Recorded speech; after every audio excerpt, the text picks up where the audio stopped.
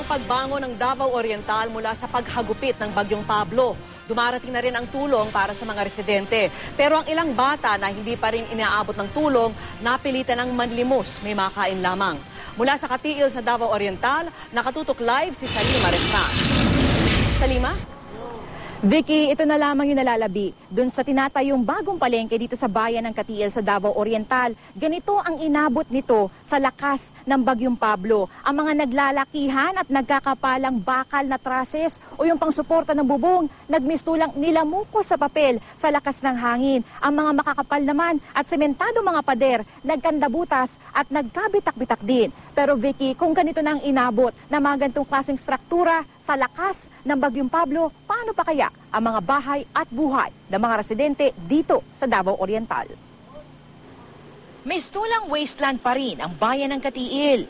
Kaliwat kanan ang bakas ng trahedya. Pero sa kabila nito, may naaaninag na pag-asa. Ang ibinalita nating magkapatid na sina Alex at Lorvin na may spinal at head injury na isang linggo na naghihintay ma-airlift, inilipad na pa Davao kahapon. May mga dumating pang volunteer doctors mula sa ibang probinsya. Tuloy-tuloy din ang pagdating ng truck-truck ng tulong. Ang mga batang ito naman sa bayan ng Boston, pumila na sa highway para mamalimos. Tanghaling tapat, pero di nila alintana ang init, malamnan lamang ang tiyan.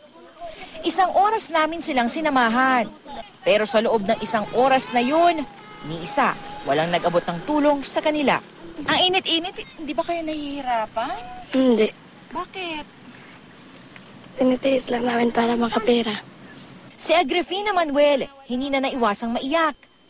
Hindi na mapigilan ng mga anak na mamalimos sa kalsada dahil sa gutom. Nanawagan na siya sa kanyang mga magulang na nasa Nueva Ecija. Tulungan niyo po kami na. Wala na po akong matakbo dito, inang. Bawa po kayo. Kung sino man po nanonood dyan. Tatang, nandito lang po ako. Ay, nang. Si Lynn Ferrer, nakita naming sinundo na mga kapatid. Ni minsan, hindi raw niya naisip na mamamalimos sila. Naghihintay lang kami ng bibigyan ng pagkain dito.